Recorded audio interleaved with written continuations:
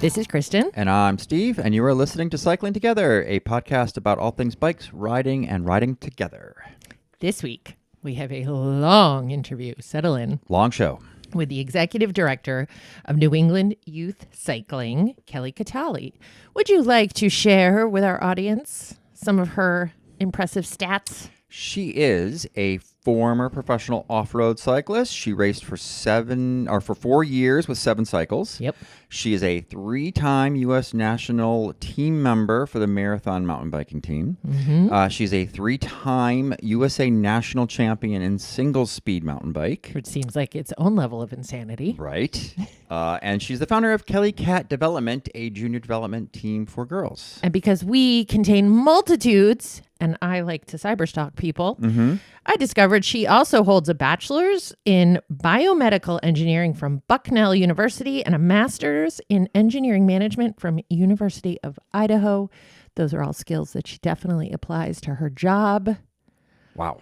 Yeah, she's impressive. And she's just a complete badass who's bringing all those legit credentials to NEYC and as well as joy. And we'll be talking about that. But first, we're going to talk about, briefly, the insane bike laws that have started to pop up. Yes. First in New Jersey. Yep. And more recently... Well, it is now law in New Jersey. New Hampshire is a proposal. Right. So New Jersey just passed a law that requires all e-bikes have to be licensed, have insurance. Insurance like a motor vehicle. Which does not exist. That's Right. not insurance that exists. And riders have to wear motorcycle style DOT approved helmets. Okay, so that's number one. The proposal in New Hampshire is for all bikes to have to pay a $50 registration fee. That is all bikes. When I mean all bike, toddler bikes, beginner bikes, e-bikes, non-e-bikes. If it rides on a municipally funded bike path, trail, or roadway, or in any state parks. So we're talking about these because these are going to have a huge impact on cycling if they pass. If this one passes. Massive. This can't stand. And I think, as you said, this is HB 1703. Yes. I think you said anybody can comment. Is that correct? I have to go in there and comment. Yeah. By the time this posts, it will have already had its the comment period's closed. Or have had its the larger point is there is wild legislative overreach happening in every state, or at least they're talking about it largely because of e-motos, right? And or just money grabs, who knows. And they are going to have a huge impact if they pass. They're going to have a huge impact on kids even riding bikes. Can you imagine a family of 5, 2 adults and 3 kids, and needing to spend $250 every single year? No, that's per bike. Yes. So if the mother and the father are also enthusiats with a few bikes. You what, $500-$600 a year to register your bikes? We'd be bankrupted. Yeah. So they're largely unenforceable. I mean, the police are going to be out there dealing with this. You don't have better things for them to do. It's going to kill tourism in any of these areas. Well, we do know in New Jersey that you couldn't say bring your own e-bike in there and not have to follow their rules. We know that you would have to. Right. I don't know what the situation is in New Hampshire. I don't think probably only for owners in New Hampshire. How do you enforce that? Person on bicycle. Like there's no, so really the question is, what should we as riders be doing about the fact that whatever state you're in, some crazy ass law might be coming up. So when what should we do? When state laws get approved, then more states can follow. Right. So what can we do? Well, we need to support our local bike advocacy groups. So I was just at the Mass Bike annual meeting yesterday. This was definitely the talk or one of the talks of the meeting. And they, the nice thing about Mass Bike is they have the relationships with legislators and they can look at some of these laws and say, let's not do that. Like they can use these examples of what not to do. One of their primary roles is lobbying the state legislature to pass good reasonable cycling laws, such as our 4 foot to pass law that we had enacted a few years ago. Good job, Mass. Right. One of the things somebody was saying was, it's interesting that they're trying to do this now in January when the cyclists aren't necessarily paying attention. You know, they're not out there on the trails.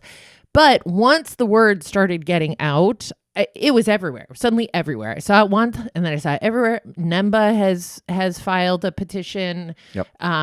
So that's the other thing, is comment, right? If you see something happening in your state or a neighboring state, the point is get involved. Yeah, get involved. Support your. Right. The point is get involved. Support your bicycle advocacy groups if you have them. Join, give money, and keep an eye out. And if you see something sketchy, spread the word. Comment. Yep. Because that's how we get these things. Yeah, public outrage stops these things. Yes. Anyway, all right. Well, since I said this is a long interview, we are going to take a break, and we'll be back, or I'll be back with Kelly.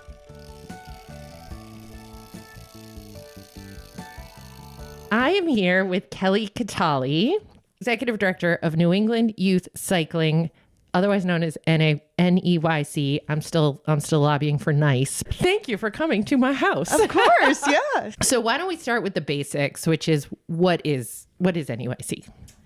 NEYC is at its core, it's a youth development organization that helps kids grow and learn through the sport of cycling.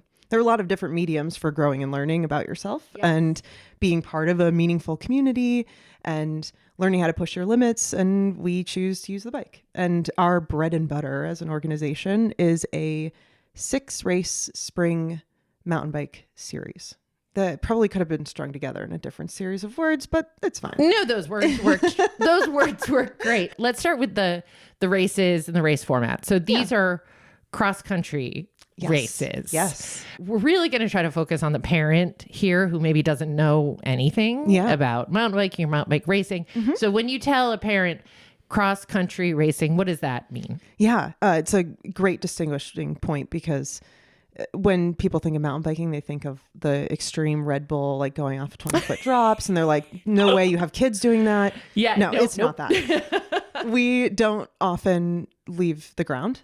So cross-country mountain bike racing, think of a few miles loop in the woods.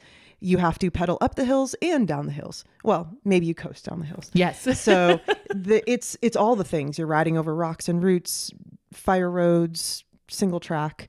And the format of the race is dependent on the category. So you might have one time around a longer, like a loop, or up to 4 times, depending on what category, age, all of that. I've read a lot about NEYC. I listened to some interviews, and I think we focus a lot on the races, but between the races, we have practices, right? And which I think is like where it is for NEYC. That's where the real joy for me is in the practices. So what does that look like for if somebody, again, parents are saying, I'm signing my kids up for what does the schedule for practices look like? Yeah, great question. The practices for teams, I mean, we have now 47 teams in the league. Wow. As of last week.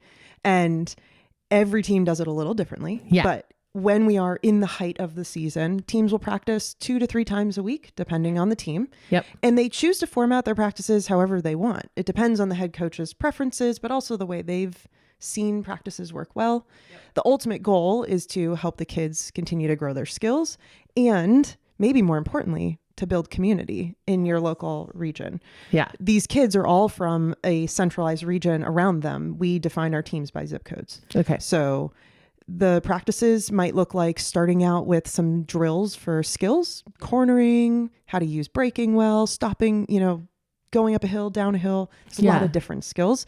And then usually applying those skills out on the trails. So they'll go for group rides, and the teams will break up into groups if it makes sense and there's enough people at practice.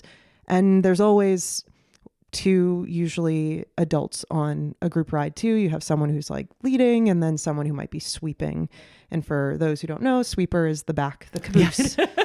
No man left behind. No man, no woman, no rider, left behind. Yes. So we skipped a little bit, like right into it. So we talked about, you just mentioned the teams, and How old are the kids in these teams for NEYC? We have two different types of teams. One is the one that's been around the longest, race teams. And race teams are for kids in grades 5 through 12. Yep. So you have a little bit of middle school and maybe elementary and then high school. And a few years ago, we started a development team, and that is for kids in grades K, so kindergarten up to 5th grade. So adorable. So cute. Oh, they are so awesome. And honestly, really amazing to see the growth in those kids and to be able to see them go from timid, maybe not very experienced, they've just learned how to ride a bike, and now they're out crushing roots and rocks. And it's not about trying to go the fastest or trying to go off drops or anything. It's more about building confidence and competency so they can feel empowered to do hard things. Yeah. I think that's an important question too is, with the Devo team, as you said, they may have just learned how to ride a bike. So I don't think anyone expects them to have experience. Right. But for the grades 5 through 12, there's no tryout there either, right? Like you don't necessarily have to have experience mountain biking or mountain bike racing to decide you want to join an NEYC team. Correct. Yes.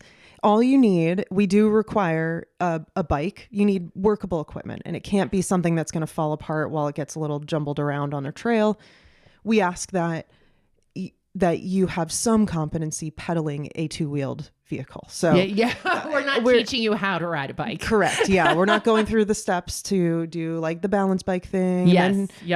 So there is some level of expectation around competency, but you don't have to have ridden in a race before. You don't have to have ridden fast. You could be relatively beginner and excel. And there are no tryouts. There's nothing around needing to meet some sort of skills expectation or experience expectation. And that applies to our coaches too, which is pretty rad. Oh yeah. We're definitely going to we'll talk about that, the coaches and the parents and the equipment. But one other thing on the racing versus practicing, there's not even a requirement to race. Correct. Right. Most teams, and it's up to them, most teams have a requirement to go to at least one race. Usually it's about one, might be two. Yeah. But go to might mean go cheer on your teammates, go hand them a water bottle in the feed zone, go out in the middle of the woods and cheer them on when they're feeling their tiredest and no one else is around, right? Yeah. That means go to a race. It doesn't mean you have to compete. Although we find that most kids who go and see the excitement and the fun of race day, which we can talk about race day and the nature of it. Yeah. But when they see it, they're like, ooh, I want to at least try that once. Yeah. And once is usually all it takes, right? Yep. Yeah. It's hard. No, it's hard to resist. Let's talk about the coaches. Yeah. Because they're all volunteers. Yes. Right? Yes. Which is pretty amazing. It gets even more amazing. Okay. So the coaches are all volunteers. They do this. They're all, they're teachers and engineers and employees of the government. Like there's all kinds of styles of people who coach, and they bring a lot of awesome energy. They are the magic, the lifeblood of the league. Last year we had almost 1,000 kids. It was 974 kids registered for the league, and we had 506 coaches. That is better than a 1-to-2 ratio. Because it's not enough to just say, yeah, hey, I have a bike and I'll help. Right. We have, as coaches, had to go through, there's various training. Can you talk a little bit about that? Yeah, absolutely. The coach licensing system for NEYC has 3 different levels, and most of our coaches are level 1. That's the entry level. And those coaches are just as important as the level 3 coaches, right? Yeah. There is no, in my mind, there's no value difference, because every single person is a role model and a leader and an influence on the team that has a interaction with a lot of different kids. Right. So level 1 requires, it's about 2 hours of work. And what I mean by that is you have to go through a registration portal. You have to go through the background check process, which has its, as many steps of answering lots of questions. And assuming the background check passed, and then you've done the other pieces, right? Then you can become a coach. The other pieces are, there's 2 online trainings. They're safe sport, so around abuse prevention for youth, and then around concussion. And we require that if you are a coach, you must have those trainings. And then there's an intro training for NEYC. And it's been revamped this year. And it's mostly just me talking about this, essentially. It's like an 8-minute video, and it's Yeah. me explaining the licensing system because there've been so many questions, and I feel like the best thing to do is just break down the information in an amount of facts and slides and things that make it easy to understand. Yeah. And that those 4 requirements, so it's the background check, the 2 online trainings, and then that 1 video, together you can become a level 1 coach. Yep. And those basics actually give you, the coach, confidence to be able to be on the trail and answer questions or deal with something difficult, or at least help detect when something's off. And then the more experienced coaches can step in if needed. And then, I mean, the coaches, how much experience as mountain bikers do they have to have? We actually tell, and in that video that I made, we tell our coaches, you don't need to be good at mountain biking. You don't even need to be fast. You don't have to have raced ever. Right. You don't have to know anything about racing. If you have a good attitude, a willingness to learn, and a willingness to acknowledge that you are a role model and a leader on the team, Yes. we give you everything else. We got you covered. Yeah. We'll give you the tools, the skills. We actually this year have set in place an initiative to help empower our coaches even more and give them the tools to succeed, because they are the ones creating the experience for the kids, right? They are the ones making it all possible. I'm just giving them the tools. Yeah. And that means we have people who have not ridden consistently until their kid joined a team, and they're like, well, I mean, if I'm going to just sit in the parking lot and wait for for practice to be over, I might as well ride my bike. Yep. Yeah. And they have been some of the best coaches that we have, because they learn to love the sport alongside their kids. It's pretty awesome. I first of all, as a parent who has ridden, you met my daughter downstairs. She and I raced cyclocross together. We've raced mountain biking together. It's one of the greatest experiences I've ever had, and I definitely recommend to any parent. But we joined as coaches last year for the first time. Mm-hmm. And it's funny because my husband and I bring 2 different sets of experience. So my husband has never volunteered for a kid thing, right? Like the joke always was like, I was like, you should volunteer. He's like, I don't like kids. And I'm like, don't mind your dad, guys. And they're like, no, I like them. But like, he's there to be, he obviously does like kids. He's a speedy guy, right? Yeah. So he rides with the speedy kids, and he'll say like, I don't really know what I'm offering. And I'm like, you're offering just being there, just guiding these kids, helping them push their limits, being a good role model. And I'm there, I'm at the back, I'm with the beginners, I'm sweeping, I'm giving just the right amount of like pushing. And I love it. Yeah. Like when my daughter graduated from high school and Girl Scouts was over, you know, I gave myself a couple years, and I was like, I really miss working with kids. Like it's not in my day to day. And it's just so rewarding when you get out of your car and you hear someone like, Coach Kristen, you're like, hey, what's up? It really does. Like, it's so simple in some ways. It's like such a simple joy outside of kind of our normal.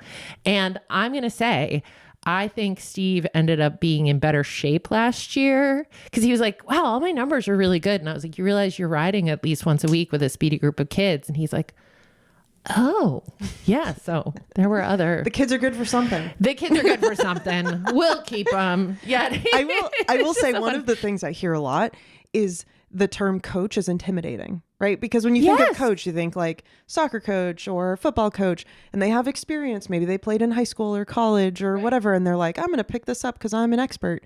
And the reality is, coach is just we should probably call it for level 1 chaperone. Like, right, exactly. You're not really. You're helping gather the cats, yeah, right? Like exactly. all the stray cats in a little group, herding them around. That's all it is. And when you're out there riding, like when your husband's out there riding, and with the faster kids, he's probably going over rocks that he feels confident on, or roots, or he's taking lines that maybe they haven't thought of before.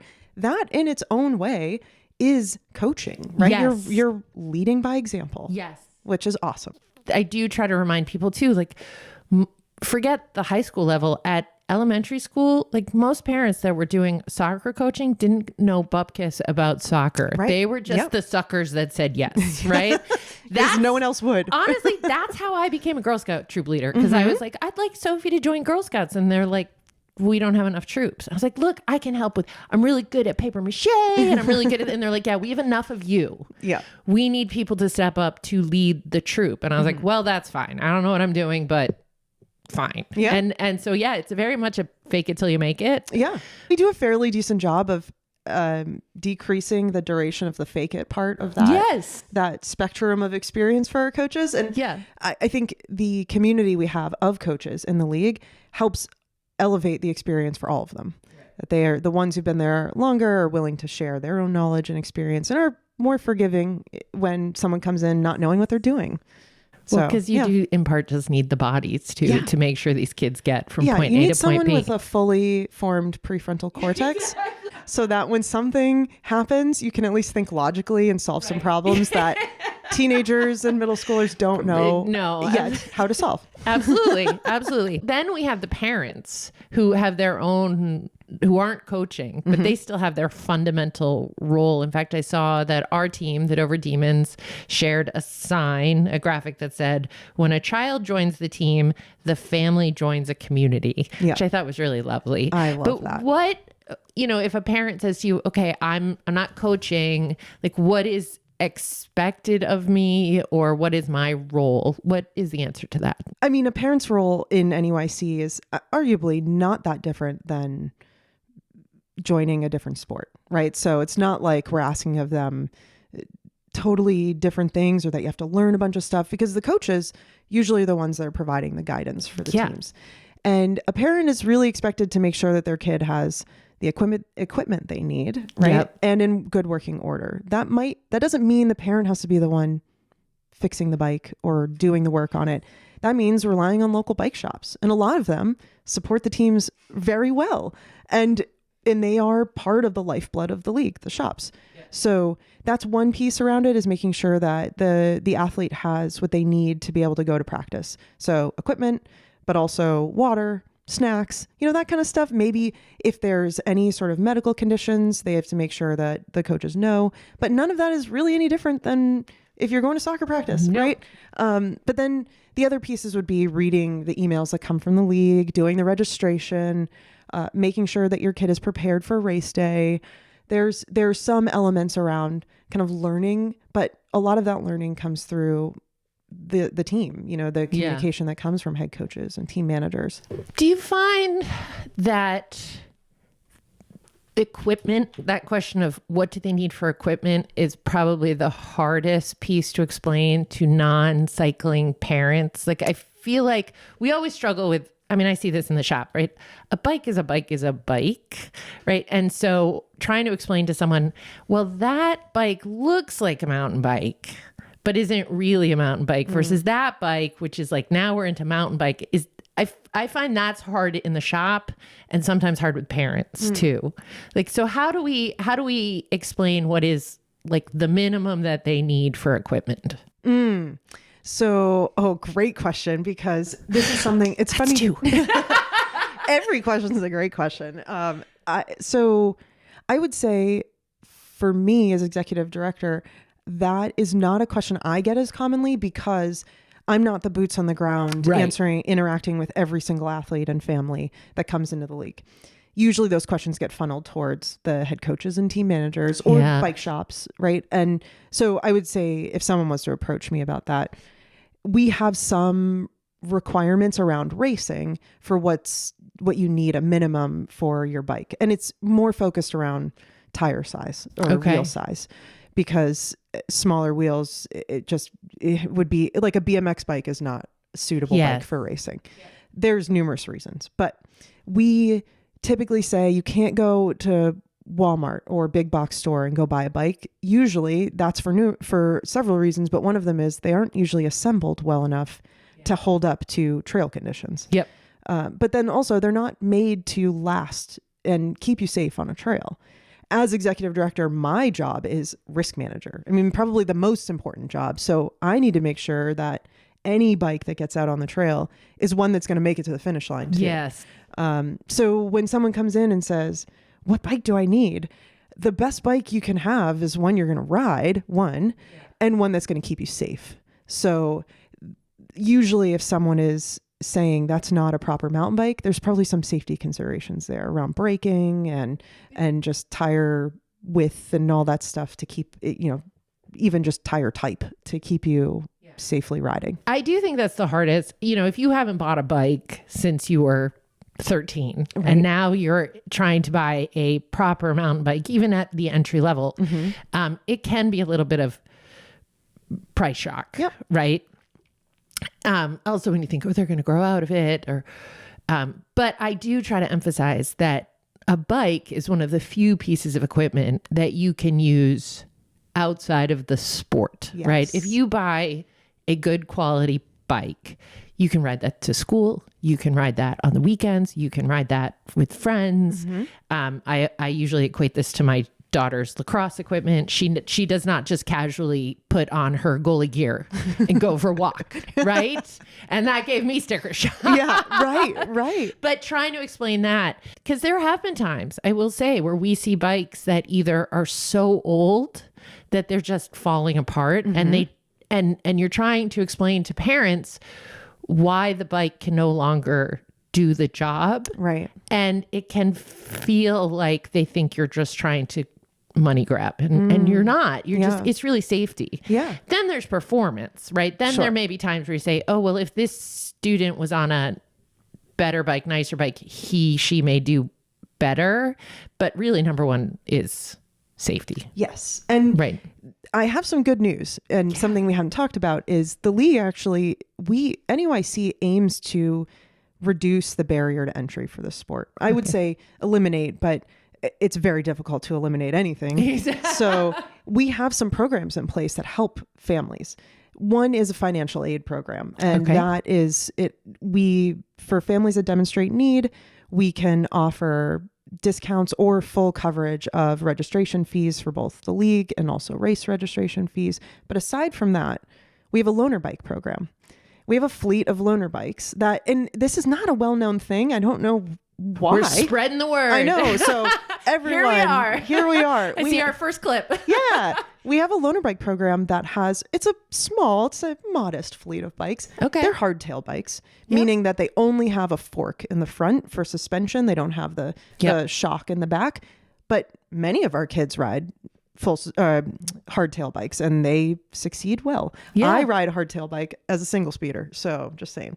But the loaner bike program exists to help introduce kids who are interested in the sport but timid about investing, right? And it may not be the kid, it's the family who's thinking the family. Am I going to buy this bike and then my kid's going to hate it, and now we have a bike that we bought and we used important money in our savings or whatever it is. So what we say is that you don't necessarily have to demonstrate need in the same way you do for financial aid. Okay. We will allow someone who may not have the means to just go and buy a bike and go try the sport for the season with one of our loaner bikes. And then at the end of the season, give it back to us. And so we give it to the racer, they can try it out. And then they're expected to make sure it stays in good working order, that it doesn't get stolen. Right. Don't leave it out in the rain. Right. Exactly. Yep. We give it to them in good working order. We expect some wear and tear. But of course, the amazing thing is we got a donor this year who wants to buy 5 new bikes for the league, for the loaner bike program. And the biggest challenge I have is saying, who wants one? Like, let's get the word them out, right? So that people know that that's available. Right. That is fantastic. Yeah, I think that's amazing. Yeah. So what I want to ask about next is what I'll call equipment escalation, right? And there's no greater joy than watching a bunch of kids around equipment talking about equipment, right? Like they're not on devices, but I have noticed a little bit of in peer pressure to be like, oh, well, you need, right? You need dual suspension, you need carbon, you need this, you need that. How do we reinforce to the parents? Because then what we have is parents who are like, well, do they need? And one parent said to me, he said, it's hard because you guys are out there on the nicest stuff. And he's totally right? Like full carbon, dual suspension, electronic, everything. I got it all. Yep. I'm an old lady on a bicycle. But how do we maybe pull back some of that and reinforce to the kids and the parents what they actually need versus some of this internal you know, escalation that's happening. Yeah. I mean, that internal escalation also is a big source of that is social media. Oh, yeah. Right. Because it's so easy now to go and find pros and see what equipment they're using and see pictures of it and be like, well, I'll be fast like Matthew Vanderpool if I have a bike like Matthew Vanderpool. Me and Nino, we're going to be like, exactly. I mean, I do ride the same bike as Kate Courtney. So like, just so you know, I'm fast now. Doesn't help. And that said, I think all of that comparison game around equipment and this focus on equipment really takes away from the bigger message that at this age, the thing that's going to make you fast is not the bike. No.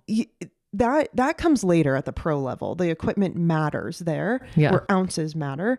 But at this age, skill matters so much more.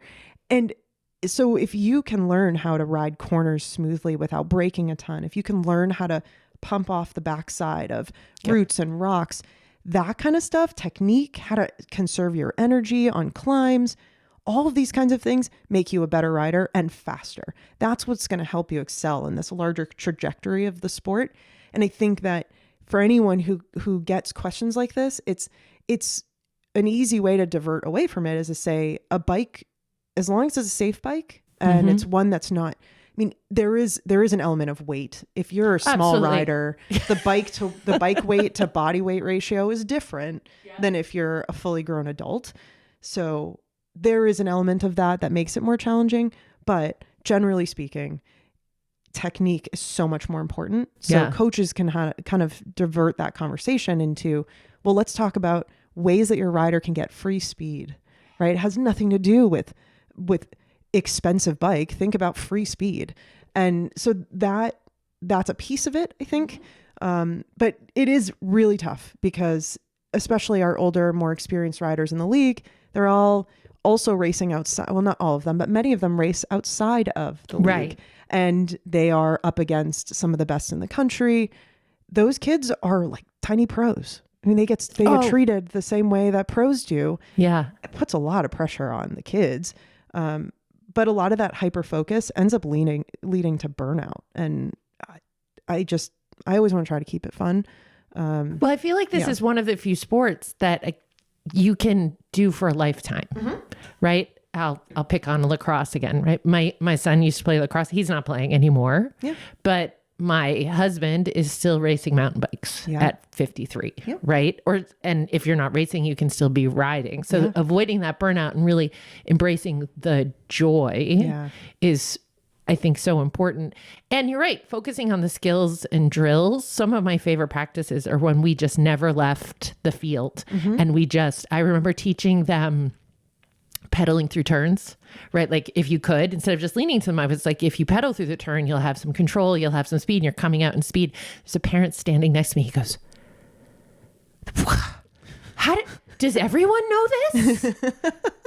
We should tell more people. I was like, I mean, it's not for every turn, right? It's more of a cyclocross skill that we were bringing into but just the idea that yes, you have opportunities in the fundamentals. Yeah. You know, that parent is not wrong also that many of the coaches, especially if we ride all the time, we do have really good gear. Yeah. And I do try to talk to the kids when they ask me questions and be like, look, do you need this? No. Or this is why I have it, right?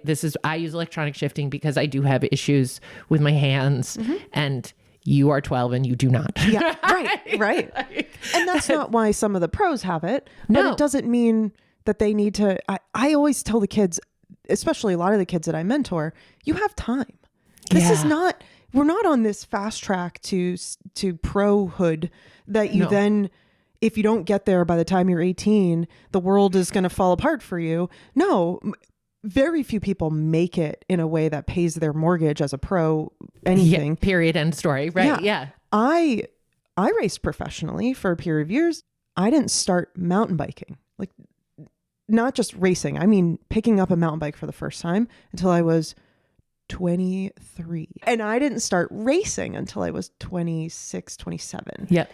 And I was pro for about 7 years. So I didn't start when I was 12. I wish I did, but also would I have burned out? An interesting thing about cycling is you peak later in cycling. You do. Just in general. Yeah. And I'm sure there's articles, I'll look them up afterwards about why that happens. But when you look at the pros today, they're not 18, they're not 19. The ones who are really, I mean, Nino just retired. Yeah. And he's in his 40s, 41. Yeah, or something like that, yeah. right? So it's a much longer. The reality is, though, most of these kids are not going to end up pro. No. And that's what's important about bringing joy to all of this. And you're really good at that. Oh, I thank have you. to say, I've Thank you. been watching you. I've heard from others. How do you bring the joy to, let's talk about race day, because I think that's really where it all explodes. And I do say to people, like, go to a race. Yes. Even if your kid has no intention of racing, just go. So tell me about race day. Oh, race day is a festival. And last year I started calling it synonymously race day or event day, because I think that there's this hyper focus on the competition.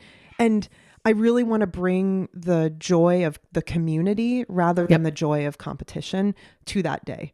So race day for me is really just a gathering of the communities, that the micro communities become one macro community for a day.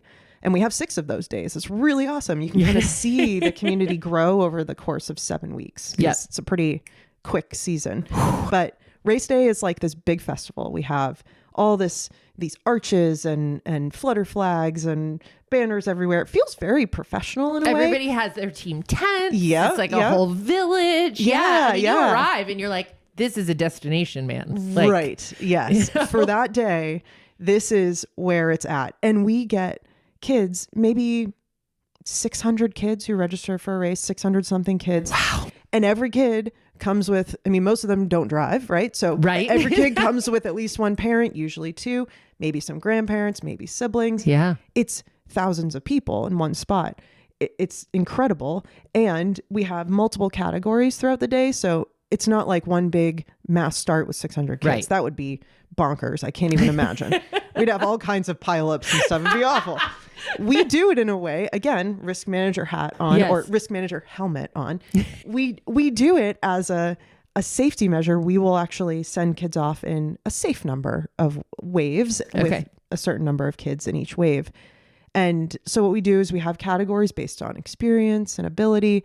You might do 1 lap, you might do 2, 3, 4, and you're matched with, or you're grouped with kids of commiserate ability. So it's not like the 5th grader who's the standout racer is racing with all the 5th graders who are beginners. So we actually try to do this as an ability-based program where you're challenged and in a healthy way, in a sustainable way that isn't going to be all about burnout, but it's also in a way that makes you push yourself.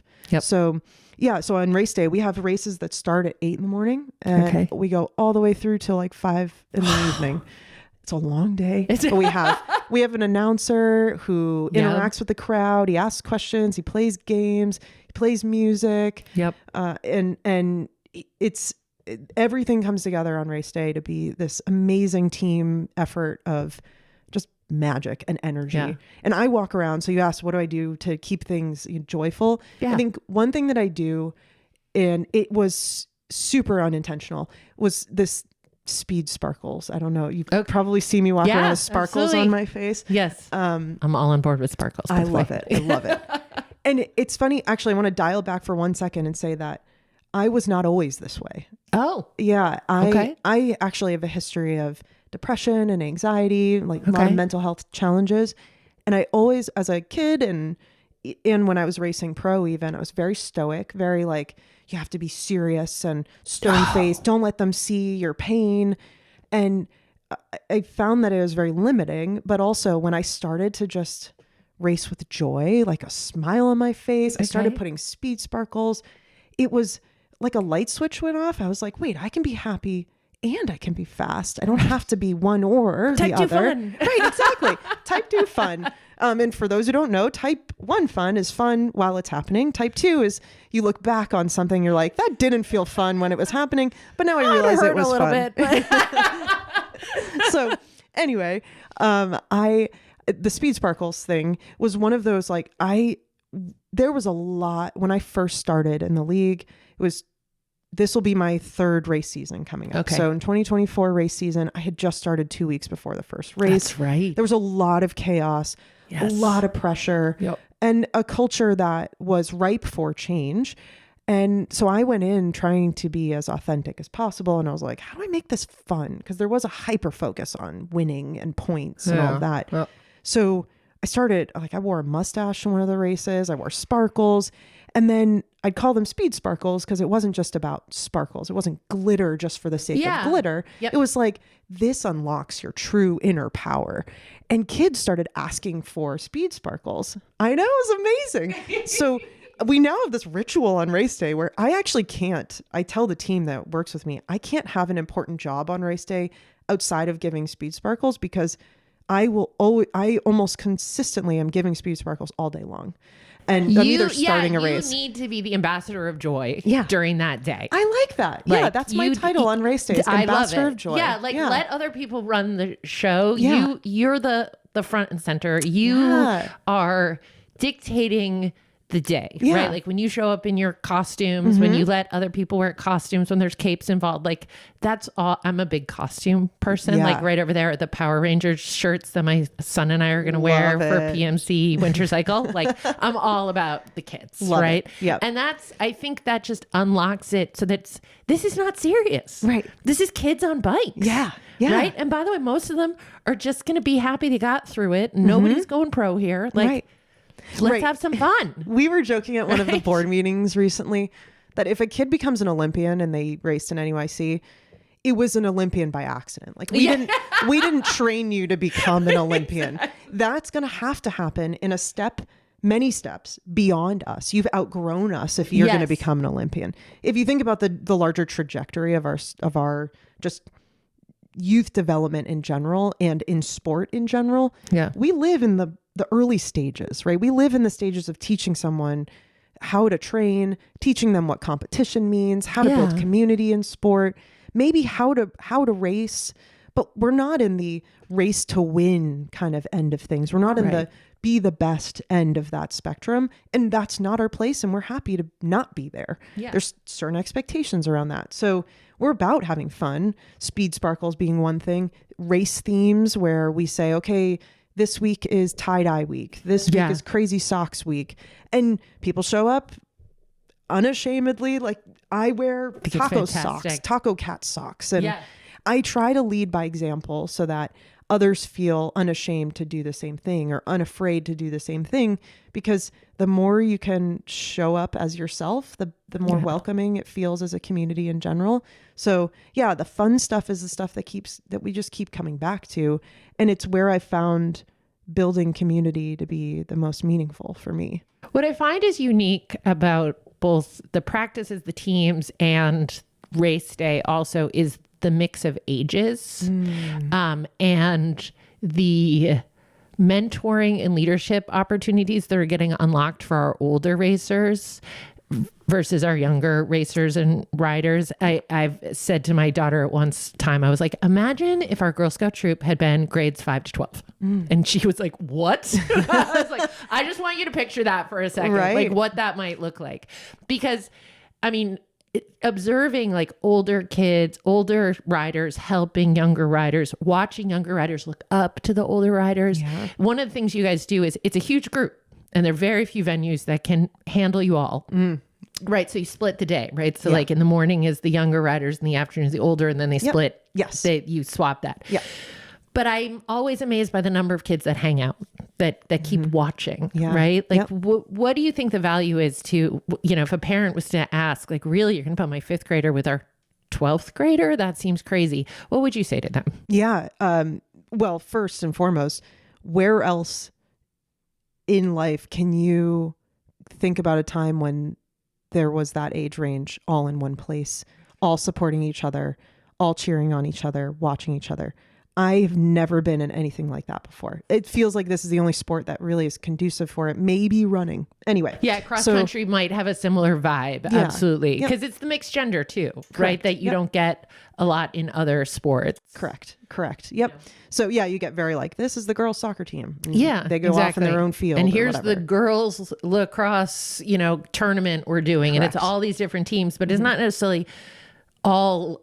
There's like one Ashland team. It's not like the entire town of Ashland. Like it's, where everything is, it's such a vibe. Yeah, it's such a vibe. So to get back to your question about, well, a fifth grader, the only time a fifth grader is with a 12th grader is at practice. Yes. And we help teach our coaches how to manage that dynamic. Yeah. And usually when you are working on skills, it doesn't matter what age you are. You can get in a line and you can do the drill, and then you can get back to the end of the line. And frankly, having them mixed together, the fifth grader can see the 12th grader who's really good at that skill and be like, that's what that looks like. Oh, okay, I get it. Yeah. Versus, Coach Steve or Coach Kristen showing the skill and being like, well, they're an adult.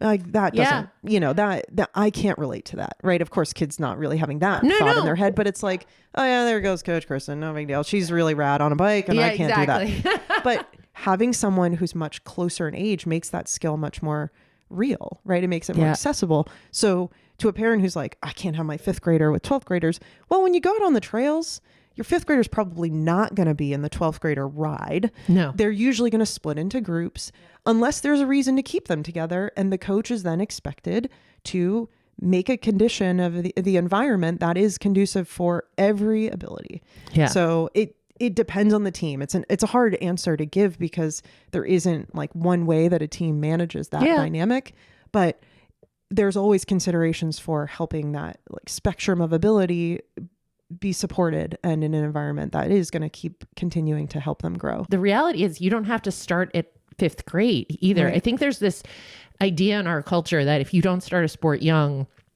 you just can't. Yeah. Like I remember someone saying to us years ago, oh, Anders should, he should do hockey, but it's probably too late. And I was like, he's in fifth grade. Yeah.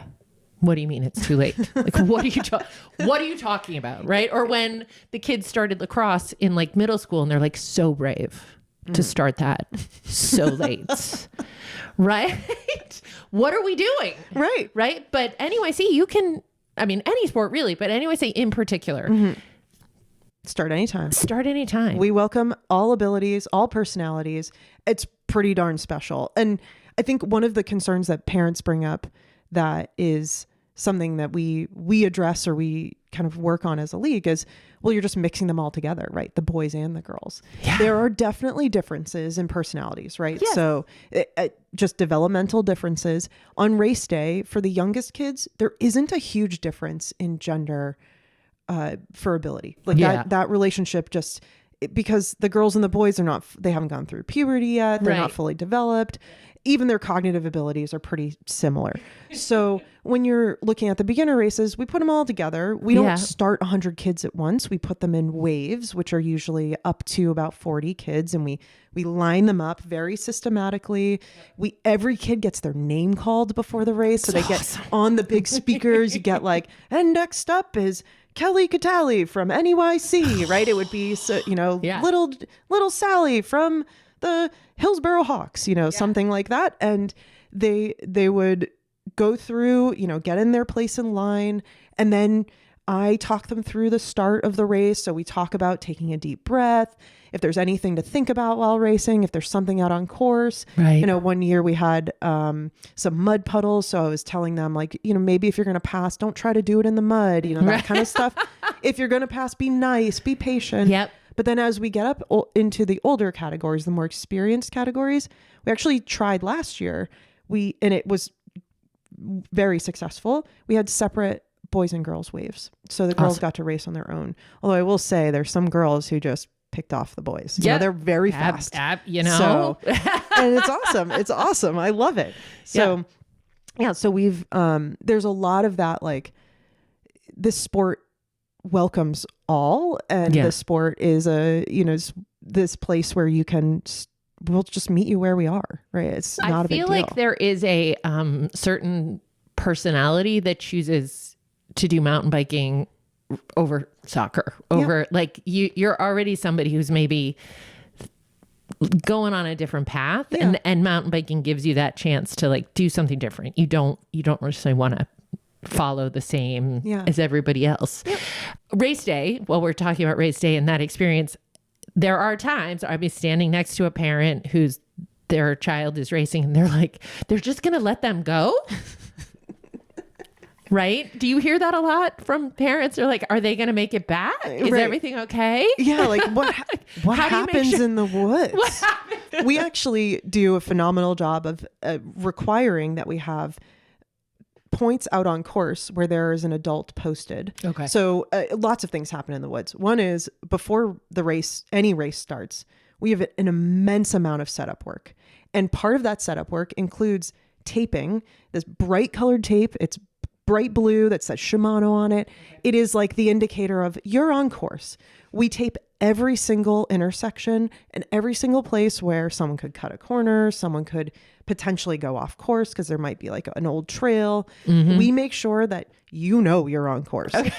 You could be totally alone and because we're not going to leave you in a space where you can't determine which way is the right way. And then at least every mile-ish, if not less than a mile, we have an adult posted. Okay. And they sit there with first aid supplies, with a radio, and then they can call back to home base if they need to. So there's checkpoints and kids can see like, oh, okay, I know I'm on course. I passed, course marshal 1. Yeah, exactly. And, and usually we put those course marshals in strategic places where maybe there's a feature that like a mud pit where someone might need some assistance or something. So what happens on course is actually they go out for a ride on trail and they're going to see people to make sure that they're, to reassure them they're on the right track. So there's a lot that can happen out on the trail. We recognize that it is a sport that can be risky, just like a lot of other sports. Football, that's a pretty risky sport. There's soccer, lacrosse, all the things are risky. Everything's risk. I mean, I think we talk about that a lot. Just life is risk. Yeah. You just have to choose the risk that you're the most comfortable with. Yeah. So we do the best we can to mitigate it. Right. And that's our job when we're setting up. We're saying, okay, where might we need to reroute the trail because this is too dangerous, or where might we need to shorten things, or whatever it is. I am constantly playing through my risk management kind of protocol in my head of like, well, what kind of risk is this going to present? Yes, the one difference between a soccer game, football, meaning the kid disappears for some period of time. Yes. And then you have to trust they're going to make it back. Yeah. We have course marshals out there. We have emergency medical staff that we have protocols in place to find kids if they, don't come back. So have I seen you have sweeps for some of the littler groups too? Actually, right? Like every a parent. group. Oh, every group has a parent sweep. Yeah, that's a good point. So we have sweepers, again, sweepers like that caboose. They follow the last rider, and there's usually some space between them and the last rider. So it's not like a fun joy ride unless the kid wants that. Some kids are like, will you ride with me? Like, okay, let's have a conversation. Right, exactly. And there are kids like that. So we do have sweepers for every single race. Okay. Even the most experienced, the fastest. And usually that sweeper has to be a bit faster or on an e-bike. Just because we have sweepers. We also have roaming marshals, and they are adults and actually I should say every sweeper, every roaming marshal, which is a rider that just rides around on course during a race. Not following anyone in particular. They're just out there. So in between those course marshal points where they're statically sitting somewhere, that person is monitoring the in-between, right? They're seeing if anything's happening. So we usually have one or two of those out there. And all of those, so the course marshals sitting at points, sweepers, roaming marshals, they all have to be at least level 1 coaches. So they have background check. So you're not throwing some rando in the woods with kids. They have to have the concussion and the safe sport training.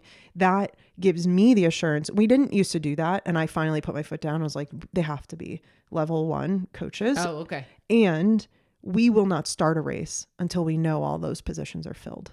So we've had moments where we're like, hey, we have course marshal 3 spot is open. Okay. I'm going to wait here on the start line until we find someone. Till you tell me there is someone standing there. And okay. we always we find a coach, a parent, someone steps up, because as a community, we want this to run smoothly. Right. So yeah, but those are my safety helmet kind of things that I always make sure. What are your goals for this year, or just moving forward? I'm sure if I have a lot of time to ruminate on this one, I have lots of goals. I think there's 2 major ones in my head that are popping up right now. Okay. One is actually not about race day at all. Okay. I mean, and in some ways it's all about race day. So it's a little bit of both. Right. One is to enrich and help our coaches experience, help the coaches thrive. So last year was a lot about helping the kids and creating a race environment and a practice environment that supported them. And then this year has been a real true focus on the adults that make the magic happen. So we've partnered with Highland Mountain Bike Park to provide our coaching education. So we actually have in-person coaching sessions. They're about 4 hours long. Okay. It's free to the coaches. And the trainer will actually come to you if you request the training as a team to learn how to ride and then how to teach the skills of riding to others. So how to do progression and how to notice when something's off and what language to use for it. Right. Remember I said we help our coaches, we give them the skills to succeed. This is one of those pieces. So we are providing that. We have some online resources. We're doing, for the first time last October, we did a retreat for our coaches where we talked about a lot of the interpersonal challenges around coaching and what makes a good coach isn't just the technical stuff, right? So goal 1 in my mind is this supporting of the coach and helping them thrive, but also showing them that they're valued. That's something I really care about. So there's that piece. And then I think the second one is around creating community and fun, even more fun on event days. Okay. I actually have someone who's sole contract right now is around finding us food trucks for race day. So coffee truck, like a savory truck. You had me at coffee. Yeah. Oh, me too. Yeah, because I'm so busy. I don't have like a coffee maker. I wake up at like 4:30 in the morning to get to race day to start setup and prep. And usually one of the teams is like, hey, Kelly, do you need some coffee? And I'm like, yes, I do. Coffee truck, food truck, ice cream truck. That's going to help with like, there are some teams that come with a full setup of a grill and a pizza oven, and it's kind of amazing, and that's part of what makes the Team 10 area so awesome. It's also like smells like food all day long, which is amazing, but not all teams have the means to do that. And they've been definitely not neglected, but they've had a different experience than some of these teams who are more prepared. No, I mean the Demons have like a full-on rig, right? Like would you like a hamburger, a hot dog, a chicken sandwich? And I'm amazed by the work that the team does to get that done, but it shouldn't be taken for granted. It honestly didn't occur to me that they're all not doing that, but it's also not terribly efficient that we're all doing that, right? Well, and who's gonna bring the grill? Not all teams have people with giant pickup trucks or a trailer or whatever. So it does present challenges, and we want to try to at least bring some excitement for the families that don't have that available to them. And then on top of that, and maybe more exciting, is every single event that we have, we are going to have a fun non-race activity of some sort. Awesome. So for example, there's going to be a scavenger hunt. There's going to be a treasure hunt. We're going to do some relays, some team relays the day before. We're going to do tie dyeing, and we have the coaches race at the last race. Okay. So, which was just chaos. Like that was amazing. Was last year's coaches race the first one? Last year was my first year at all. Yeah. It was definitely my first. So it was my first coaches race. Yeah. It was chaos. I loved it. I loved having the, I think it's kind of like when I was racing with my daughter too, it's good for kids to see grown-ups racing and struggling and crashing into things and just generally making fools out of themselves. Yes. And to be able to heckle them. And, it was great. Like it really was just the dumbest thing ever. And I loved it. Totally. Yeah. I loved it. And for those who don't know what we're talking about, the coaches race historically over the years has been this sort of celebration at the end of the season, at the last race, where the coaches line up to race. Yep. This year we tried something new. Oh, okay. And we made a short course and we set a time limit and we said, we're going to race for 25 minutes or whatever. Got it. Yes. And this course is going to go, this little loop is like a mile or whatever. Yeah. And there's going to be a feed zone, just like the kids have a feed zone. So you can hand up. And there was handing up Twizzlers and Oreos and gummy worms and all these crazy things. The start was was a Le Mans style start. So I'm like, okay, no problem. I'm just going to put my bike way back here.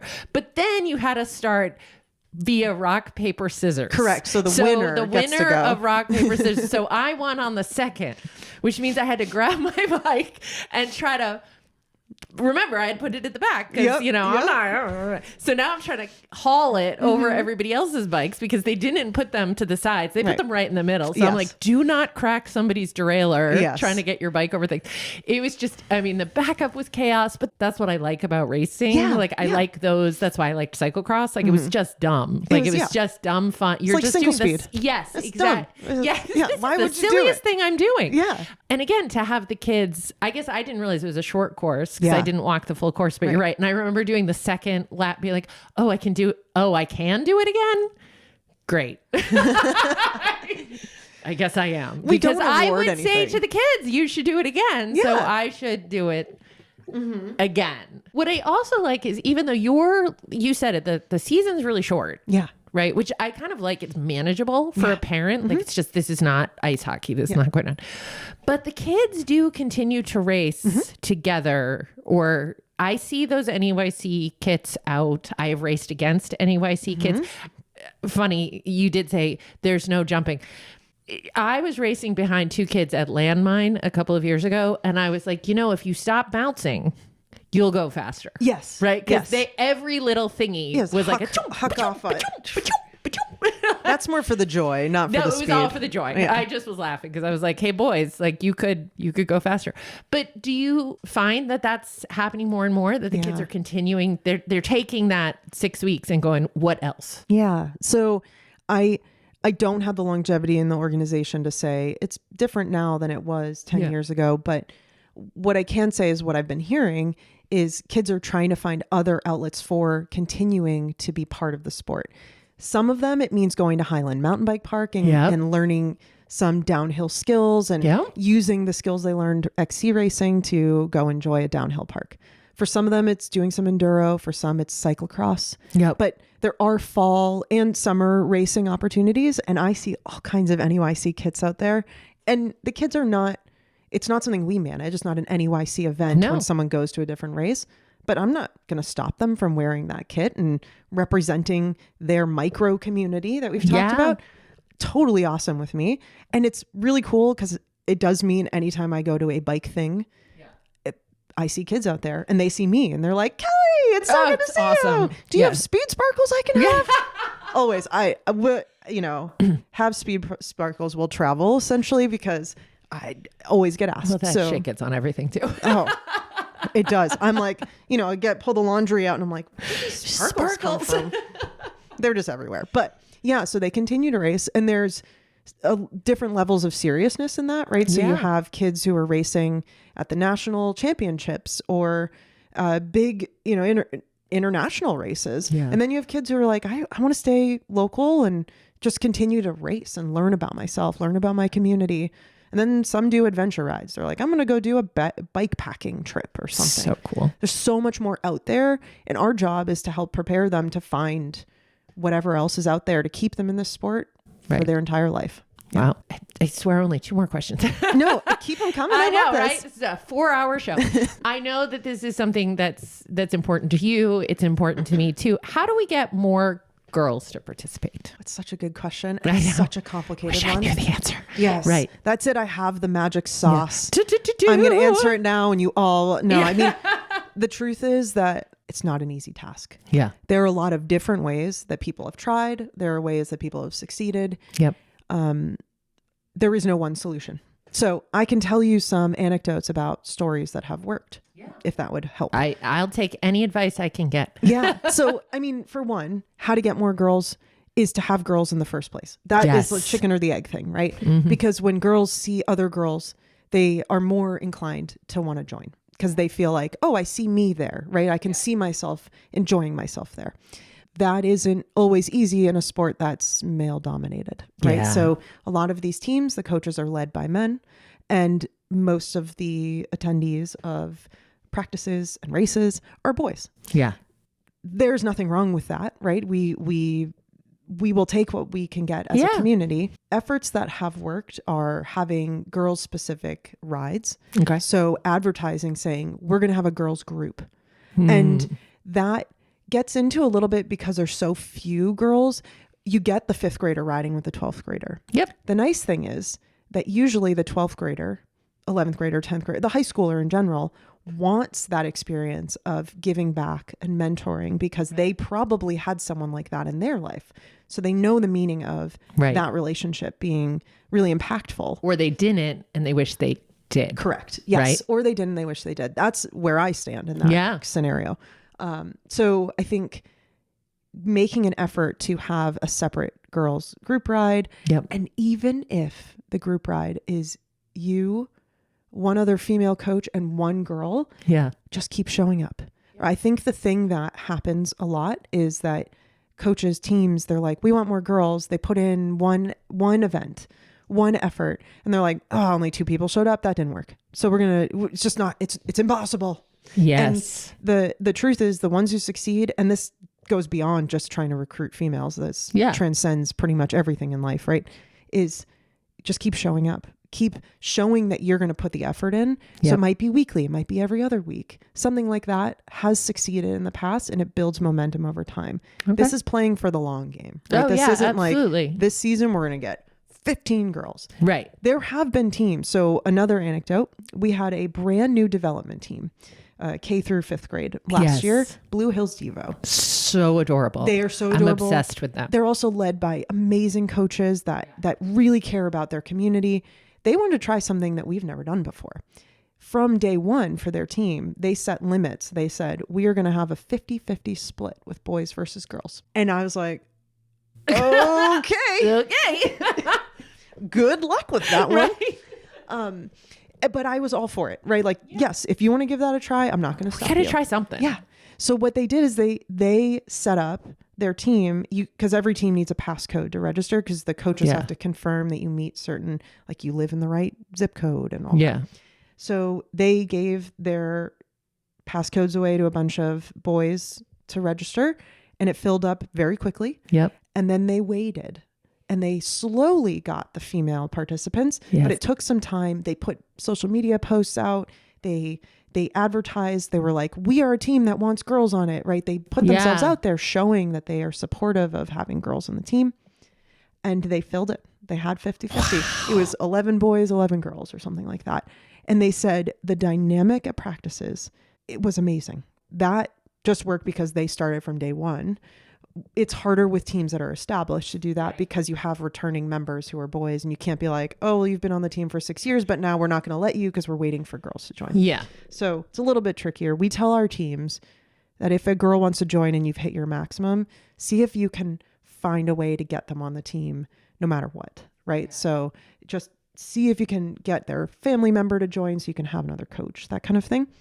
And then other ways to do it is to have like a mentorship program set up where you can assure the parent, hey, if your daughter joins, they'll be partnered with another girl on the team or a female coach or something like that so that they have some role model on the team. I think that can't be undervalued. I don't know the stats on coaches, but having women coaches on each team, we're fortunate to have a couple fortunate. I'm on the team. I just said that was fortunate. It's so fortunate that I'm no, but they're very lucky to have you. Yeah, thank you.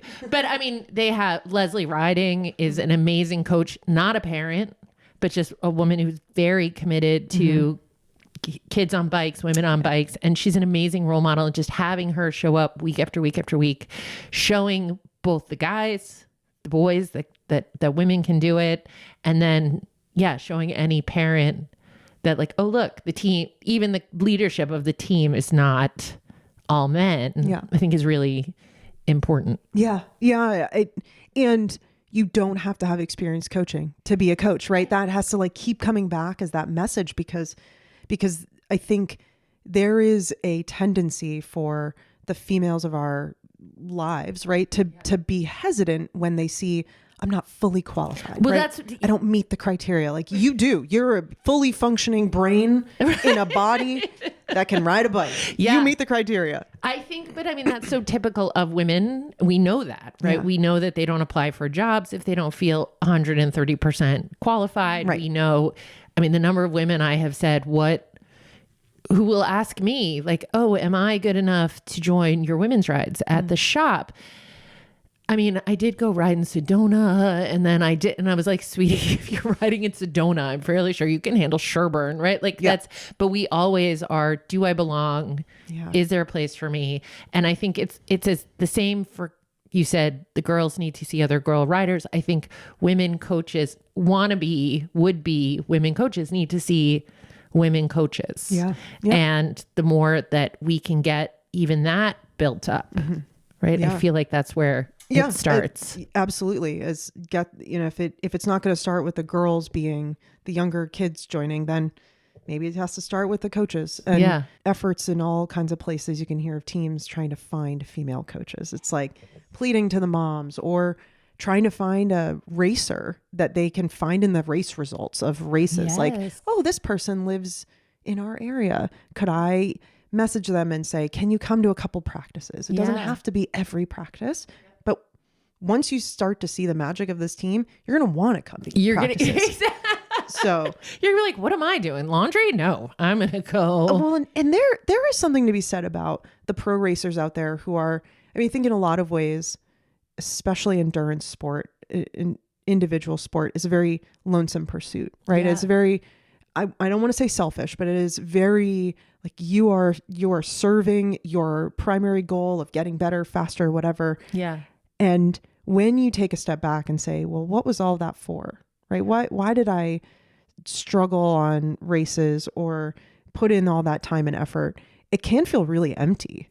Yeah. And finding a place to direct that experience and to be able to pass on the hard lessons you've learned, this is the place, right? This is where all of that energy could happen. And I've heard time and time again that those racers who were professionals, myself included, right, to be able to coach and give back is so special and so meaningful. So to find those pros and just propose it, like, could you come to a practice or two, really show off all that experience you have, and the kids would find it amazing.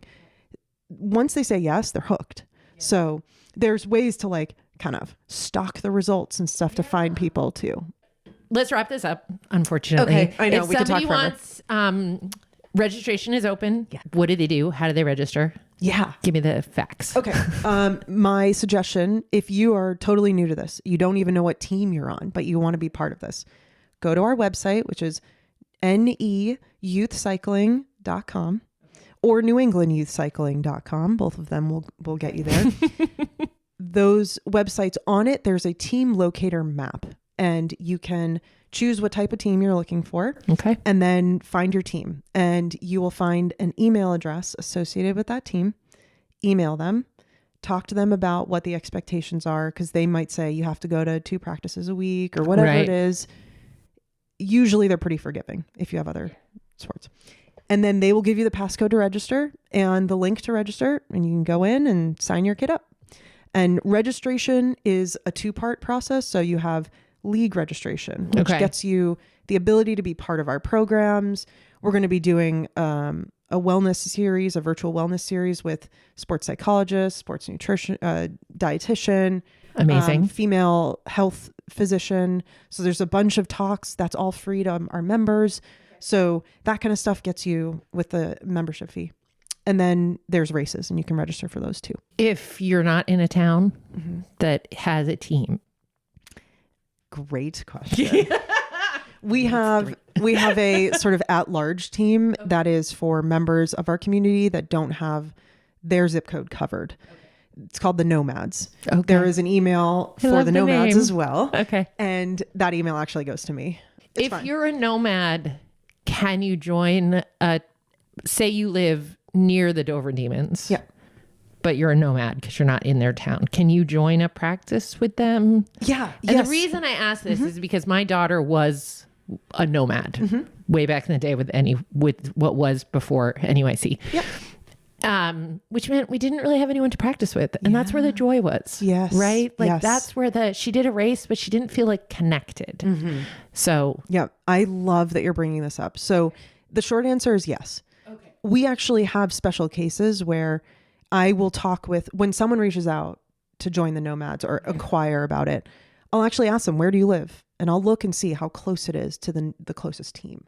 Sometimes we will make an agreement with the team that if you're not willing to take the whole zip code, but they're close enough to go to your practices Right. and be part of that community, I would rather they have that experience. So just Right. join the Demons. They have a Just friend join. on the team. You're Right. not going to be like, sorry, buddy. Yeah, it gets tough sometimes. I'm sure it because does. There's teams where there's schools that cross boundaries Yeah. of two different teams, so it gets a little tricky, and it's one of the Joyce. joys of the job.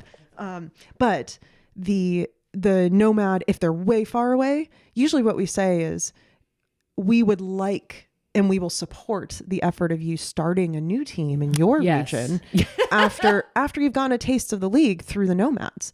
Usually we say 1 year. 1 year's not enough time. So it's No. actually something we've changed in our rule book. We've said within the few years, or we'll support you if it makes sense, right? But if someone's like, we literally live in a town with 5 people in it, and there's no way we're going to start. And 10 cows. Yeah, And 10 yeah, cows. Like, exactly. that's not feasible for us to start a team. I'm not going to be like, well, too bad, you got your year in, you're not going to be able to participate anymore. Yeah. So we're flexible. We're trying to be understanding, and any racer can join any practice of any team anytime, as long as the head coach says is it's okay with it. Right? You can't just be like, Kelly said. Yeah, I right. could join. Right. We are a community, and that means, and once you've signed the liability waiver and all of that, you're covered. That covers everything. Yeah. So thank you so much for coming Yes, on our show. thanks for having me. This has been such a pleasure. I really enjoyed this. Thank you so much. Nice job. Yeah.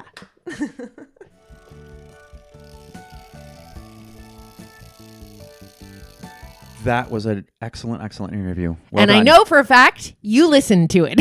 I did. I was working when you were doing that. Yep. But I prepped it and very well I done. posted it. Thank you. Very informative.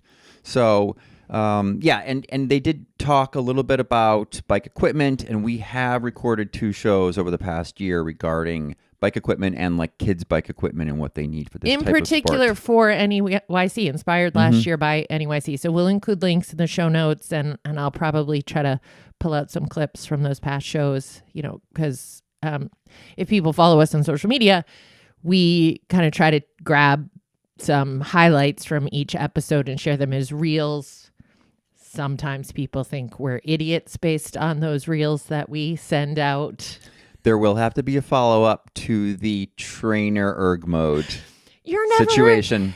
Well, yes and no. So we posted, for those who don't know what we're talking about, I posted a reel. 1 minute is about all you can do, right? And it was you talking about how much you hate erg mode. And the thing is, the majority of people that respond are not our listeners. They're not even people who Correct. follow Steve Yeah, the Bike yeah. Guy. So on one hand, your followers And some of have them- increased. Yep, they have. And I think the other thing is, once somebody comes in and says, WTF, what are they talking about? Who are these dum-dums? Are you going to go in? Not you, but like you as a random follower going to go in and go, actually, I agree with him, because we just had 20 people talk about what a moron Steve is. And I will say, it was kind of, 2 things. We saw the most comments on Instagram this time, and we don't usually see a lot of comments on Instagram. They're mostly on TikTok. So we hit a nerve with the Instagram group. Yes. And I'm so used to you being the smartest bike guy in the room. I was really shocked. Like, I was like, one guy was like, who is this guy? I'm like, how do you not know who he is? He's Steve the bike guy. So I don't even know if it's worth following up, but it you know. No, it is, because I want to do, it's been a very long time since I have tried those modes. Yes. And so I want to go back and retry them. I also believe there's definitely a software situation going on between what Zwift is telling your trainer to do and what your trainer thinks it should do. Yeah. Also, my trainer can go up to a 25% simulated grade. That is basically unrideable almost. Right. And a lot of people's trainers can only do 10, 12, 15%. So there could be a situation where my trainer can literally clamp down so hard that in my easiest gear, standing up, pulling on the handlebars, I can't turn the pedals. Well, and I also think some of the people who were commenting about erg mode outside of Zwift, right? Like, Yes, I don't they know that were. it was always clear. No, It a lot was- of people didn't see the whole video. They just kind of watched the first few Oh, sentences, most right? people only watch the first Yes. 5 seconds. Didn't So- realize it was in Zwift. So somebody would be like, erg mode is great, so I can turn off my brain and just watch Netflix. Yep, you're absolutely right. That's not what we were talking about. Right. Right?